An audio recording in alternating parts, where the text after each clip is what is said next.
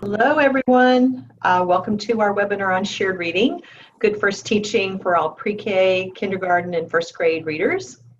So today we're going to be thinking a lot about just this whole topic of shared reading. I'm Debra Crouch. I am an educator who works with teachers and schools and districts, supporting teachers really to make effective decisions about the kind of instruction that they're presenting to their students. And so in this session, what we're going to be thinking about is this whole group session called shared reading. And you are welcome to send any questions, and then I'll address those at the end of the work. So we're going to go ahead and get started. I'm going to actually take myself off of the video here so that you'll see my PowerPoint and not see me.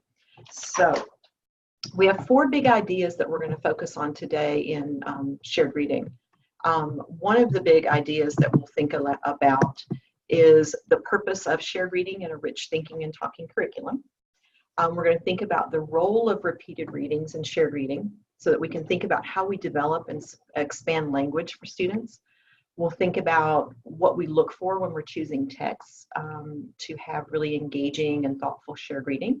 And then we'll be thinking about how do we design sessions to develop comprehension, reading behaviors, skills, and strategies. And keep in mind that today is the intro session. There are 2 additional webinars over the next few weeks that will dig further into how we go back into text to support. So when we think about the purposes of shared reading, I have created a visual that helps us to think about the role of shared reading in a classroom in relation to the other practices. So when you think about shared reading, it's an instructional approach that's used to support students to read and think and discuss text. And it's part of this broader balanced literacy framework. So within a balanced literacy framework, our goals, which you see across the top of the slide here, is to support students to develop independence and meaning making as they interact with text. And within these different approaches, read aloud, shared reading, guided reading, and independent reading, the students are exposed to text, and they're really offered this opportunity to engage with texts that are shared with them, and also when they take those texts on their own and are responsible for those first readings. There are parallel writing approaches as well to each of these reading practices. And each of these approaches offers an opportunity for students to co-construct meaning of text. And these approaches really strengthen what Brian Camborne describes as the conditions of learning. We immerse students in text and demonstrate meaningful literacy skills and strategies. Within these classrooms, students apply and approximate what has been demonstrated, and they receive feedback on their approximations. They're offered opportunities to take responsibility for their own learning, and we really support them to develop have these rich opportunities to think and talk and read and write in really productive ways. So a definition of shared reading that I find really helpful is one that's offered by Dr. Brenda Parks in her book, Read It Again, Revisiting Shared Reading. And Dr. Parks defines shared reading in this way. Shared reading is a collaborative learning activity that emulates and builds from the child's experience with bedtime stories, to provide children with an enjoyable reading experience, to introduce them to a variety of authors and illustrators and the ways that these communicators craft meaning, and to entice them to want to be readers themselves. And I absolutely love Brenda's use of the word entice, because that's one of the things that we want to think about is in this time of day, this is a really joyful experience for kids, so that they're building that understanding that reading is a pleasurable activity and it's something that they want to participate in and want to do for themselves, which is a really core component of being engaged in learning. So one of the things that we're going to start by thinking a little bit about is some of the misconceptions around shared reading before we start going any further. The shared reading is not a new approach, and there are lots of misconceptions that have kind of built up around it. The first one is that shared reading is big book time. And big books are one way that we work with shared reading, but what we're trying to think about is that we have an enlarged copy of a text and all the eyes are looking at the single same copy of the text. Another misconception is that the main purpose of shared reading is to teach students about concepts of print. And concepts of print is certainly one of the focuses that could be worked with during shared reading. But the reality is that we want to think about how we support kids to understand their the way that the print works on a text on the pages, but we want to think as well about that shared reading is a lot about language development. And so, and my PowerPoint did its little skip there. One of the other misconceptions is that all the children are going to have a copy of the text. And the reality is, if the kids are all looking at their own single copies of text, we aren't really quite sure where their eyes are looking. And what we do with our enlarged text is we draw attention to particular places in the text so that our demonstrations, kids are more likely to attend to what it is that we want them to notice when we're in that text. So giving the kids a copy of the text or part of the text later on, that might be something that we do with kids, but we don't start with that, with everyone having their own copy. So the other piece here about concepts of print, to come back to that, is that Don Holdaway, when he talked about shared reading, he talked about language being the foundation for reading. And he says that children who are not thoroughly familiar with the syntactic patterns, the idioms, and the tunes of the language require the joyful repetition of rich literature through the ear and across the tongue, so that the patterns of book dialect are running through the automatic language system of the child. So when you think about reading, without language, reading really is meaningless, because reading is about the meanings that we're making from the text, not necessarily, and the print is certainly something that supports that, but it's not the main focus in reading. And within shared reading, one of the things that we know is that when we're thinking about language, we're not just talking about vocabulary. We're talking about when kids are noticing phrases and sentence structures and rhythms and cadences of the language. So when Don Holdaway talks about this notion of shared reading, one of the big concepts here is that idea about hearing those books over and over. So if you've ever worked with or read with little children, we know that one of the things that they want to do is hear those stories over and over again.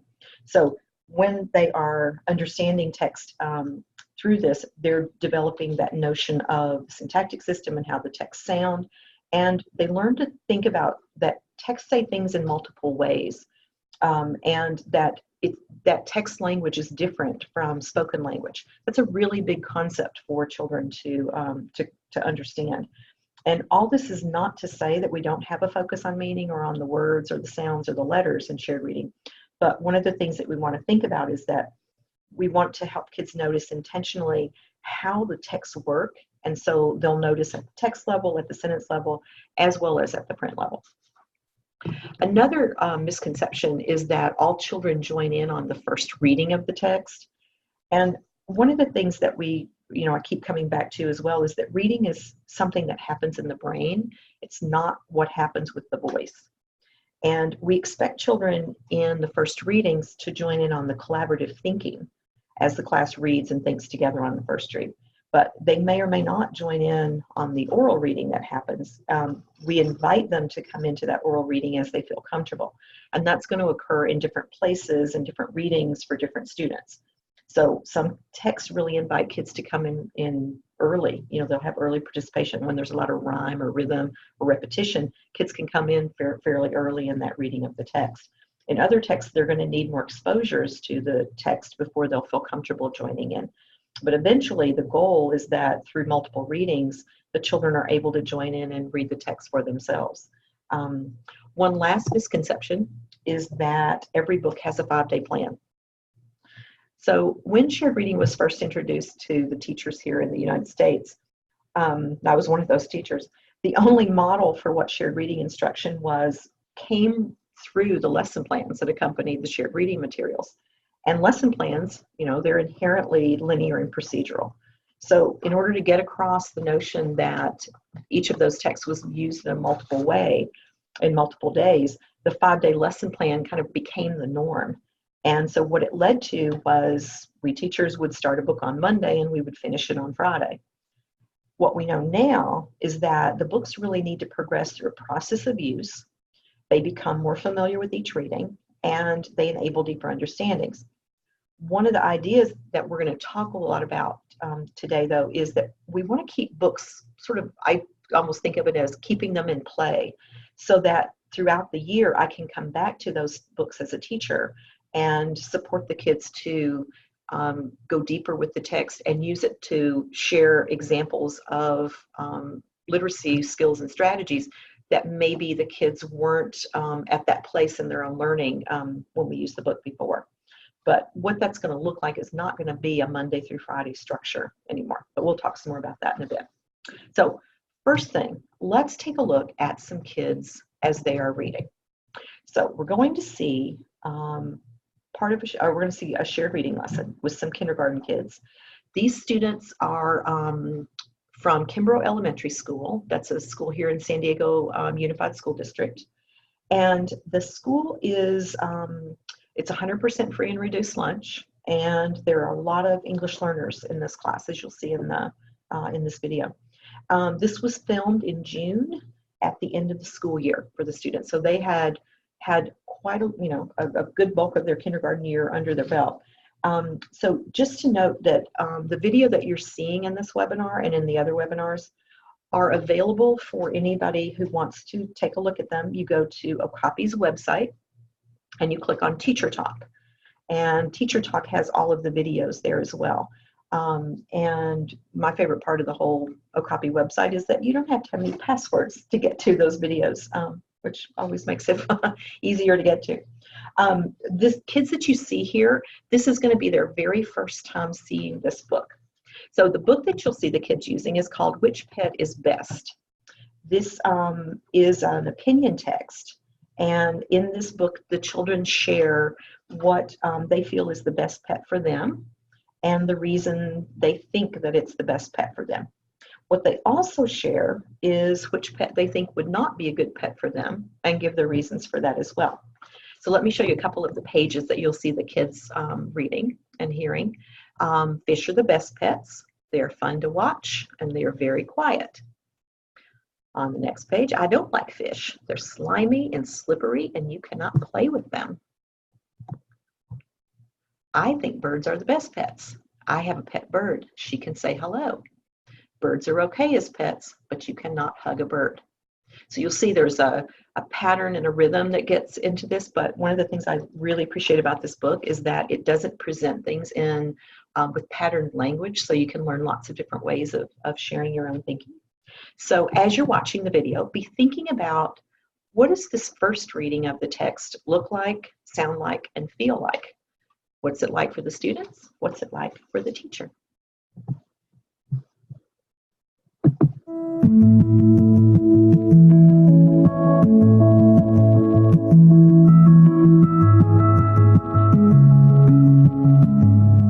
And I have a new book for us. Now, do you have any pets at home? Eleanor, tell us about your pet at home. I have 2 cats. What kind of things do you do with your cat? Well, I feed them, I give them water. Well, sometimes I put ice cubes in their water, but they just try and look at the ice cubes like they don't know what they are and they just pot them. Yeah, they do, don't they? Who else has a pet? Me.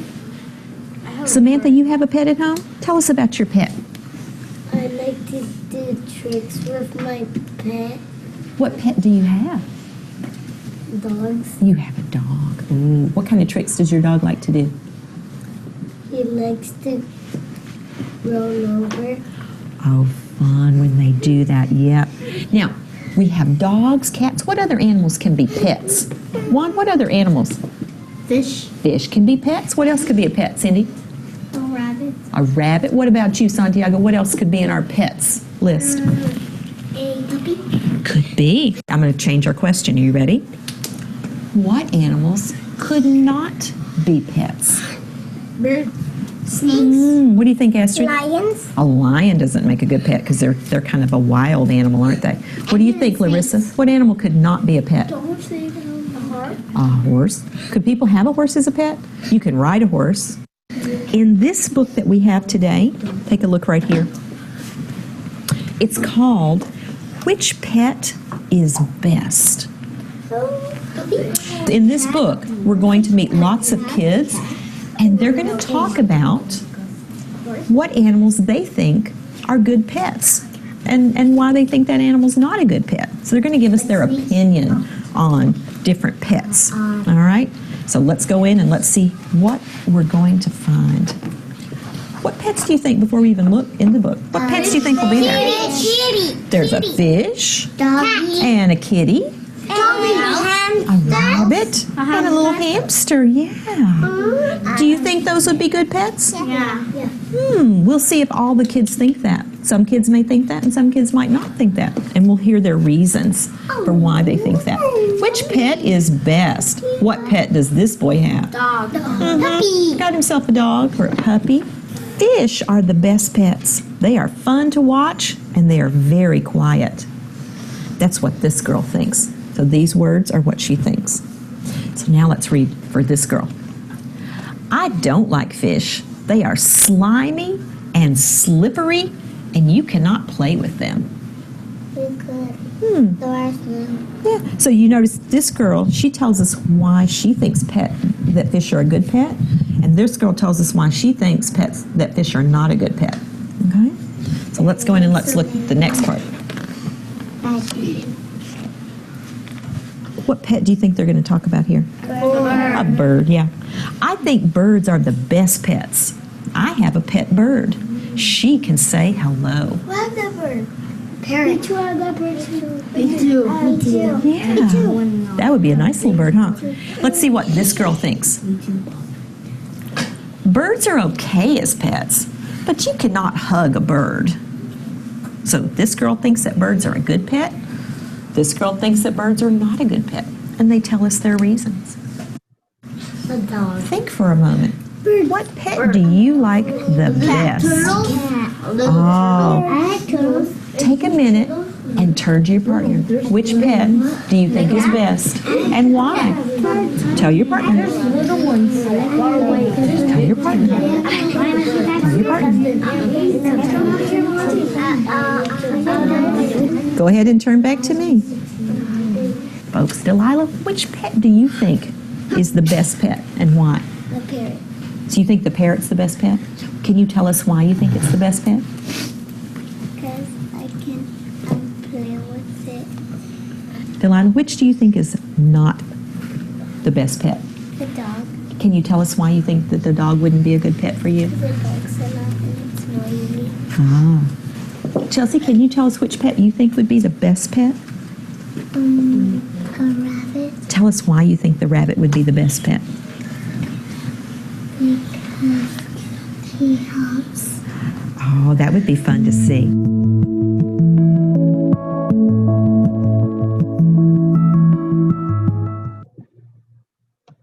At this point in a face-to-face PD, what I would do is have you turn to your partners and discuss what you noticed in the video.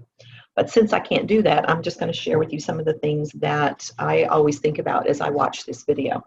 The first thing is thinking about with the students. They're really able to connect to the book's ideas. And I think one of the things that makes it so engaging are the photographs that are there in the book as well. The kids are really comfortable sharing in whole group and sharing with their partners. And I think one of the things that we see is that their classroom teacher has done a lot of work with having kids talk about their thinking. The kids are getting more and more comfortable sharing ideas in the group without raising their hands. I want them to really just join in and share out their thinking as they feel more comfortable with that. And they're really very comfortable as well responding to additional questions from me, so that when I'm probing them, because that's one of the things that I think is really powerful, is probing student thinking, is it gives me an opportunity to have the kids expand on their thinking. And I think the kids really did a very nice job of that as they kept talking and thinking together. And one of the things that I try and do in this first lesson as well is slow the pace of the lesson down, so that the kids have some space to think about the photographs and the ideas that are coming to them as they're making meaning of that book. And one of the other things is I don't track the print during this first reading, because I don't want the attention to be about the print. What I want it to be about is really noticing the ideas. So we're at the text level, not at the particular print level. So one of the things, though, that we know that's so powerful is just that notion of repeated readings. So in the video series that we created, you'll see these same kids coming back to the same text multiple times. And all of that video is on the Okapi website. But I want to show you the second reading of the book. So it's the same group of kids, the same book, and it's the following day. And as you watch this video clip, notice how the instruction has changed. You know, what's different when you come back into that text? How does it sound and look and feel different for the students and for the teacher?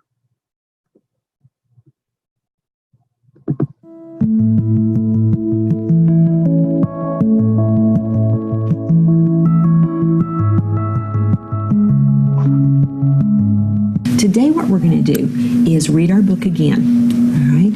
Because we know when we read and we read our book again, what we do is we grow our thinking even bigger about the information in the book or about the story that we're reading. Which pet is best? And this is written by Jenny Feely. She's the author, Jenny Feely. And Michael Curtin is the photographer. He took the photographs that are here in the book. Okay? So, which pet is best? Which pet is best? What do you think that boy thinks about the best pet? He likes a dog, doesn't he? Yeah. So we're going to go in and we're going to think about what these kids are telling us in the book. Fish are the best pets. They are fun to watch and they are very quiet. I don't like fish. They are slimy and slippery, and you cannot play with them. You can. Oh. So on this page, this girl is giving her opinion. What does she think about fish? And then she tells us her reasons. Her reason is they're fun to watch, and they're very quiet. So she thinks fish are a good pet. This girl doesn't think that fish are a good pet. And she says, I don't like fish. They're slimy and slippery, and you cannot play with them. Those are her reasons. So she gives her opinion, and she gives her reasons for why she thinks that. So do you think that a bird would be a good pet? Yeah. Or do you think it would not be a good pet? A good pet. You think it would be a good pet? Yeah. So what's your reason for thinking it's a good pet, David? Because if you have a glove, they will get in your hand, and then you can pet, you can touch his head, and you can give him food. Oh. Why do you think it would be a good pet, Eleanor? No? If I have cats and I have a bird, the cats would just destroy the bird. Now, did you see, David, you're agreeing with this girl. You think that birds would be a good pet. And Eleanor, you're agreeing with this girl, saying, I don't think that a bird would be a good pet for me because of my cat, who might eat him. Rabbits are good pets, but not for me. Rabbits make me sneeze. What do you think about rabbits as a pet? I like rabbits. Try to talk to your partners real quick. What do you think about rabbits as a pet?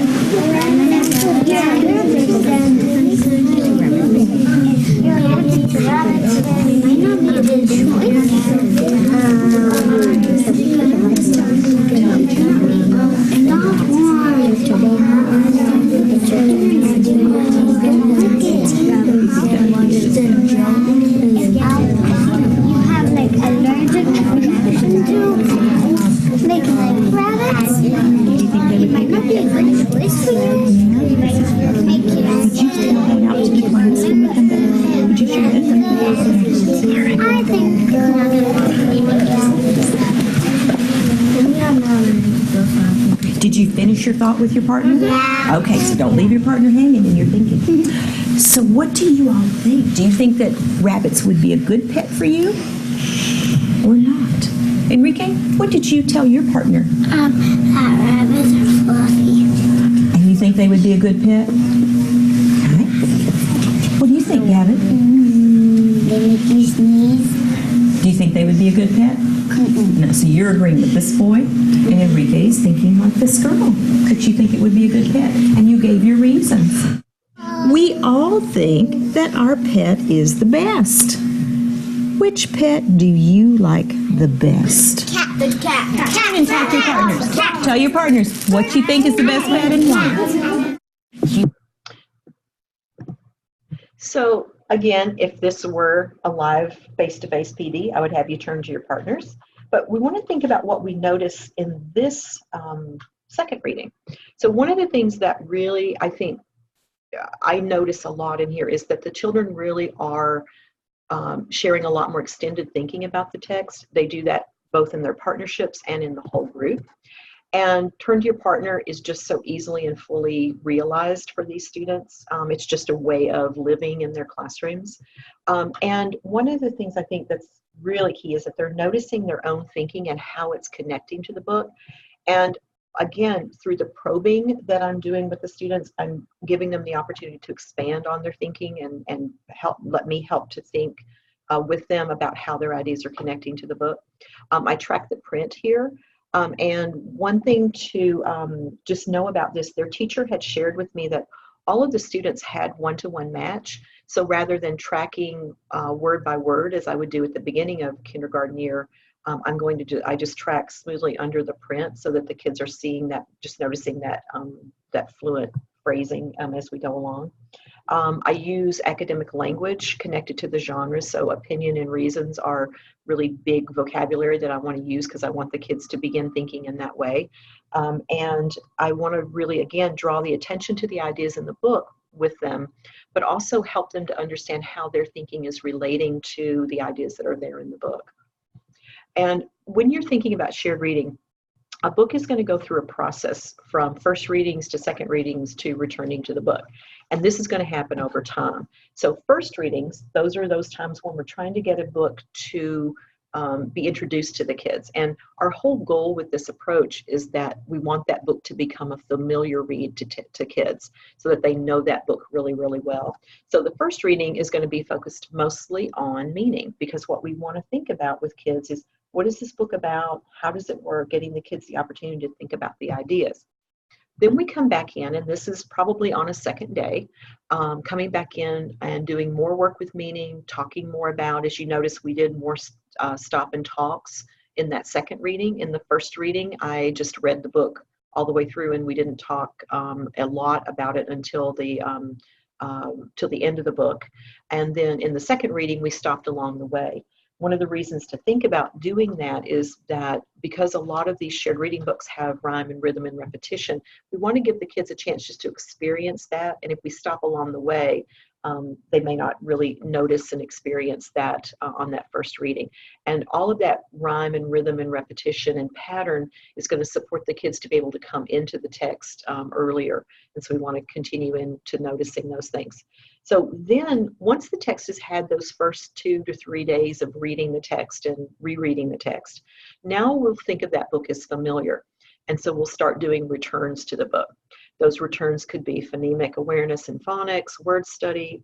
We could come back in for fluency, print concepts, extending oral language, responses to reading. We could do some writing connected to the book.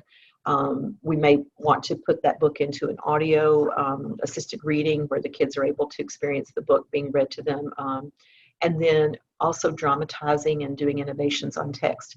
All of these are the things that we are going to talk about on our second and third webinars. Now, one of the things that's really powerful is thinking about what it is that we look for when we select text for shared reading. Because just because the text is enlarged, one of the things that we don't want to do is just think because it's large, it's going to be a great shared reading book. Because there are things that we want to look for. So I want to take you through a few things using some of these some of the books that come from the Lift Off to Literacy program that Okapi has produced. I think a lot about interest, big ideas, the kinds of support, and then the kinds of opportunities for learning that are offered. So In the Fairy Tale Woods is one of the books that I absolutely love working with kids, and you can see this on some of the video with these kindergartners. So this is one of those books that has a lot of multi-layered ways of thinking and talking that we want to offer to kids. And In the Fairy Tale Woods asks the kids to find different fairy tale characters as they hide in the illustrations. And so one of the pieces that's created to go along with these books is what's called a vocabulary starter. And what it does, this vocabulary starter, is it pulls out particular language that kids are going to need in order to talk and think about the book. So it's not necessarily always words that are found in the book, but it's opportunities for you to have conversations around some of the kinds of language that might be there. But In the Fairy Tale Woods is one of those books that gives you an opportunity to really do a lot of thinking and talking together. So when you look at this page, 2-page spread of the book, it offers the kids that opportunity to, get into a book that's got a lot of different ways of getting into meaning. And so the thing that I'll always try and think about is what can we do that will offer us opportunities to come back into the book? And so this one has lots and lots of conversation opportunities. One of the other things in a good shared reading book is that it's going to have a lot of control over the print. This was my little guy that if we're trying to use the word in, we would say things like, the little pig is in the tree. And then here, though, you can notice and see where the print is placed. And print placement is really important because we're going to be dealing with print as we come back into these texts a lot. And so the print has to be big enough for the kids to view it from the back of the rug. If you've got kids sitting on the rug gathered up, it won't help you if the print is too small. So making sure that the print's legible from the back. Looking at how it's placed on the page. So the placement of the print can support kids to develop concepts about print, like differentiating between print and illustration, understanding where to start reading, left to right, top to bottom, those sorts of things. The font choices are important. One of the things that you'll see in really quality big books for emergent and early readers is that the fonts are sans serif. In other words, they don't have the squiggly A's and the squiggly G's is the way I always explain it. It's going to be the kinds of fonts or print that the kids are going to be able to write themselves. And then spacing between the words, spacing between the lines is also going to be something that's really important to look for, because just because a book is large, it's not going to mean that it's going to make for powerful shared reading. The way that the print looks on the page is going to be really important to think about. The other thing is, are there ways that kids can come in to a book multiple times for different ideas? So Grandma's Favorite Things is one of those books that invites kids right in off of the illustration.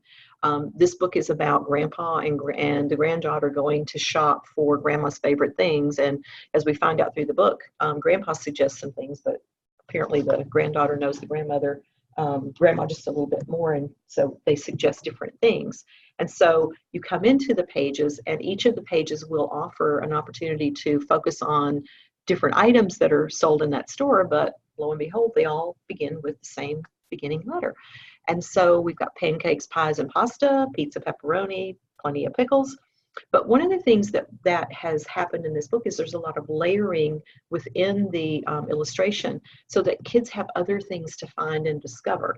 So pears and pineapple are in the illustration, they're not found in the words. So these kinds of layerings of meaning offer kids different ways to come in. The hardest part when you work with text like this is not telling the kids that it's there. We want to leave things for kids to find on their own. And then that joyfulness that Brenda Parks talked about and that Don Holdaway talked about is really making sure that you have opportunities for kids to come into books that are fun and beautiful and rich. So in this story, A Pizza for Bear, Bear begins by doing all these regular things that bears do, eating berries, climbing trees, slurping honey. But then he smells a pizza, and the next thing you know, he is coming into the camp and taking on all of this reading, or taking on all of this pizza, excuse me. One of the things that is really powerful, though, is Nancy O'Connor, who wrote this book, really did not try to keep the vocabulary down. Like, she really puts in lots of really interesting words like gleam and drools, and it gives the kids opportunities to be exposed to a lot of vocabulary. And Don Holdaway said that if children are reading favorite books that they've enjoyed several times, they can cope with surprisingly rich vocabulary. One of the other pieces to notice in your big books is that the placement of the print here is also similar to the way that it is found in guided reading books, in that the phrases are not broken to support kids to be able to reread and read with meaning and accuracy.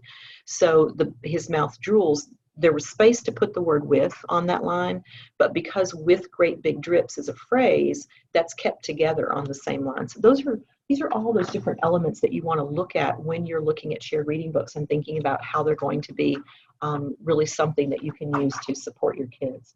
So one last idea before we begin to take questions from you is just thinking about that when we revisit text and shared reading sessions, what that's going to look like in our classrooms is going to look a little bit different each day. So Marie Clay tells us that reading is a message-gaining, problem-solving activity that increases in complexity the more it's practiced. So what we want to do is think about how we get our books to come back in. Instead of the 5-day plan that we talked about earlier, what that's going to look like. So if you've got 15 minutes to 30 minutes in your day set aside for shared reading and writing, what Don Holdaway suggested was that you start with a warm-up, 1 or 2 minutes, have the students select a page. In my classroom, I had a student in the morning, when they came in, one student would choose something in our class to read. So if they chose a book, they would find their favorite page, and we would just warm our brains up as we read that page. And then an old favorite would come back in. And this is going to be just revisiting either part of the book or the whole book, but it gives us an opportunity to bring a book back in that might be a book that we haven't seen in a while, but perhaps you're going to be using it later in the week to teach something else. So we bring it back in so that we can reread it and refresh our thinking about the story. And then there's going to be that text with a teaching plan. So this is the one where I would think about, I'm going to have my lesson plan, whatever it is that I'm going to be focusing on in my lesson. And then there's 2 optional pieces. There's the introducing a new text. So some days I'm going to have a new text that comes in, and sometimes I'm going to be writing about a text. So if I'm doing an introduction or writing about a text, that's going to be the text with the teaching plan. It'll replace that piece in that structure. So Don Holdaway gave us a way of thinking about how do you keep books coming back in throughout your year so that you can come back to them when they matter. An example of this really quickly, a warm-up might be reading a favorite page from Grandma's Favorite Things. An old favorite might be coming back into In the Fairy Tale Woods, and we'll do more thinking and talking for language development. And then I might bring the book A Pizza for Bear back in to do some additional work around vocabulary. So that's just one example of the kinds of things that you could do within that structure that Holdaway suggested. Lift Off to Literacy, just to give you a quick of what that is. Lift Off to Literacy and Despegandos, so English and Spanish parallel texts. And Lift Off to Literacy has 18 big books that are designed with lots of rhyme and rhythm and repetition and predictability built in. Each big book has 6 small copies so that the students can extend the shared reading experience. Reading pens for audio support. And then each of the books has its own vocabulary starter. And lastly, there is teacher notes and a program overview for each of those, for each of the books. So what are some questions that you have? If you're ready for them, you can use the chat bubble and put some questions in of things that you would like to think and talk a little bit more about.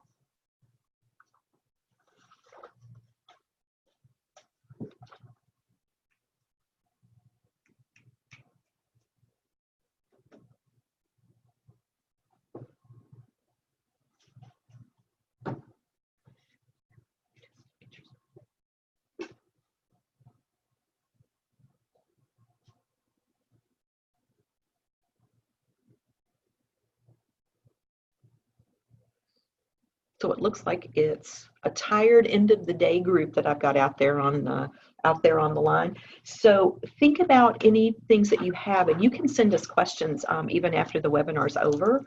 And again, we have 2 more sessions set up for you that will dig further into some of those revisits.